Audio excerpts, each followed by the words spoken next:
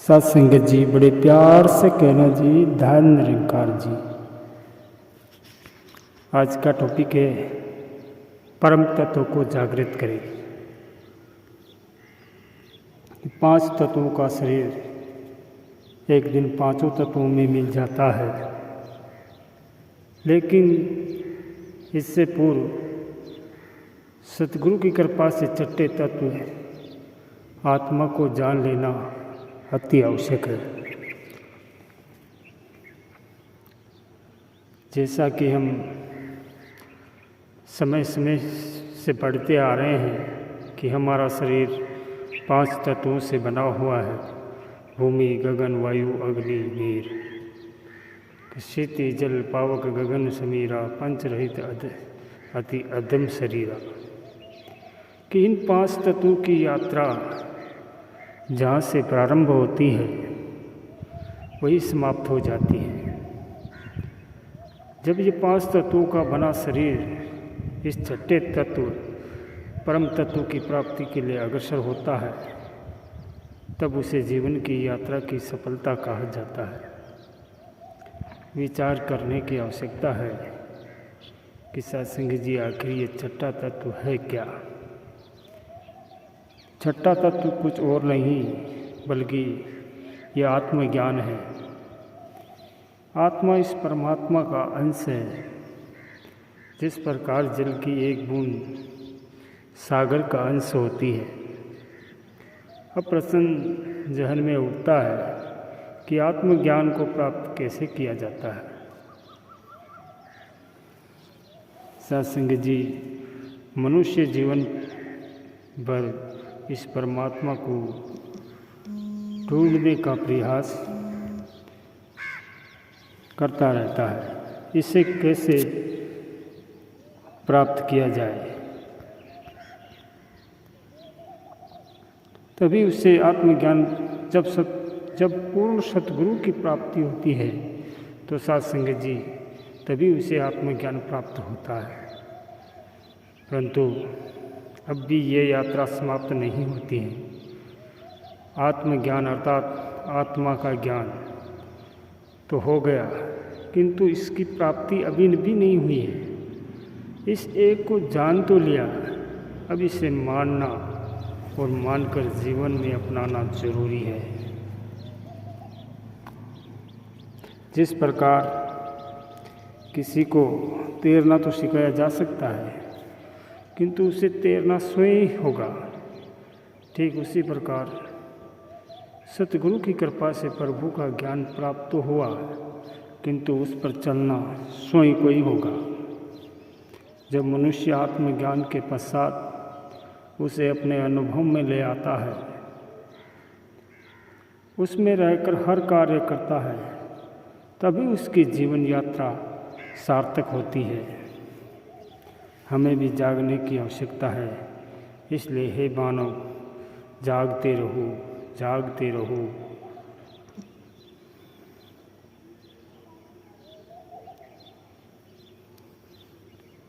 हमेशा जागरूक रहिए, गलत करने से रुके, प्रभु से जुड़े रहिए, मनमत को अप्रभावी रखें और प्रभु के सुर में सुर मिलाकर चले। अगर ऐसा कर रहे हैं तो जागृत है।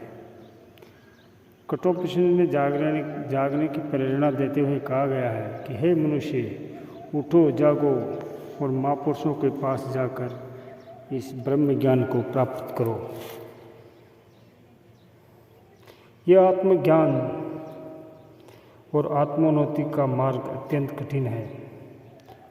वैसे ही जैसे तलवार की पैनी धार पर चलना है।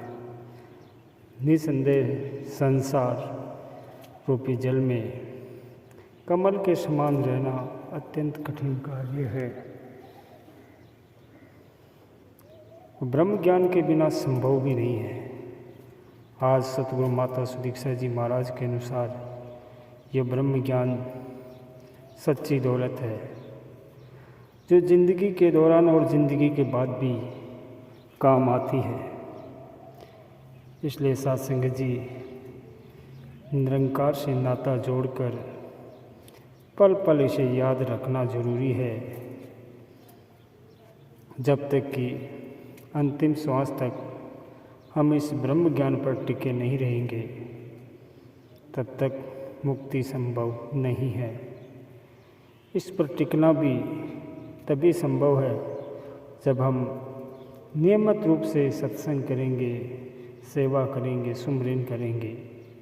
हम हर समय आत्म सुधार करते रहिए, आध्यात्मिक रूप से विकसित होते रहिए। जागते रहने का यही अभिप्राय है कि ब्रह्मज्ञानी की प्राप्ति के पश्चात भी हम आध्यात्मिक रूप से सजग रहे कि कहीं बाहरी रूप से तो हमारे नेत्र खुले हैं, हम जागे हुए हैं, किंतु भीतर के पट खुले ही नहीं हो, बंद है। हम आत्ममूल्यांकन करें कि यदि हमें अभी कण कण में ईश्वर नज़र नहीं आ रहा है तो अभी जागना और शेष है। यदि अंतःकरण से ईश्वरीय वाणी मुखरित नहीं हो रही है तो ईश्वर से संवाद नहीं हो पा रही है, तो अभी जागना बाकी है। यदि अहम बाकी है तो जागृति भी बाकी है। सत्संग जी, यदि हमारे अंदर स्थिति या चेतन सत्ता मुझे कुछ गलत करने पर नहीं रोक रही है तो मुझे जागने की ज़रूरत है। कहीं गुरमत की जगह मनमत तो हावी नहीं हो रही है। यदि एकत्व का नाद नहीं सुनाई दे रहा है तो अभी जागृति की तरफ कदम बढ़ाने शेष है। यदि अपमान सहन करने में कठिनाई महसूस हो रही है तो बदले की भावना घर कर रही है, तो जागृति अभी बाकी है। यदि सत्संग जी परमात्मा के सुर में मेरे सुर नहीं मिले तो जागना अभी भी बाकी है। यदि क्षमा मांगने में जोर पड़ रहा है या माफ़ी सहज में नहीं प्रदान की जा रही है तो हमें जागना है। सत्संग जी, ये जागृत अवस्था सतगुरु के चरणों में आकर निरंकार के ध्यान से ही मिलती है। जागृत महापुरुषों का संग हमें जगाता है, क्योंकि सत्संग जी एक प्रदीप्त आत्मा करोड़ों को प्रदीप्त कर सकती है। तो आइए सत्संग जी आत्मनिरीक्षण करें कि हम कहाँ पर खड़े हैं। यदि सब कुछ निरंकार पर छोड़कर आनंद में है तो इससे जुड़े हुए हैं, जागृत है। निरंकार ही मेरा सब कुछ है, मन ये मान रहा है तो जागृति है। यदि अकर्ता भाव से कर्म कर पा रहे हैं तो समर्पण है।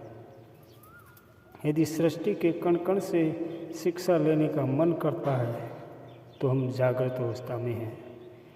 यदि अपने को प्रकट न करते हुए सहज में स्वयं को अप्रकट रखना आ रहा है तो सत्संग जी हर पल से प्रमुखता देने की जागृति आ रही है। निरंकार की मर्जी आनंददायक लग रही है तो सत्संग जी इससे जुड़ाव भी जागृत अवस्था है। जीवन में हर पल मुस्कुराने का भाव है तो जागरण है। आत्मा का उद्धार करने को मन लालायित है तो जागृति है। सत्संग जी स्वामी विवेकानंद जी के अनुसार अपने को यही अंतर स्वरूप समझो, ऐसा करने से भय बिल्कुल चला जाएगा। सर्वदा कहो मैं और मेरे पिता ईश्वर एक है।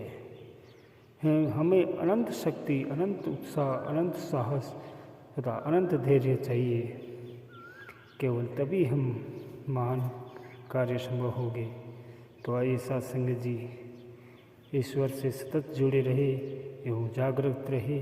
याद रहे कि हम देह नहीं, समग्र ब्रह्मांड हमारी देह है।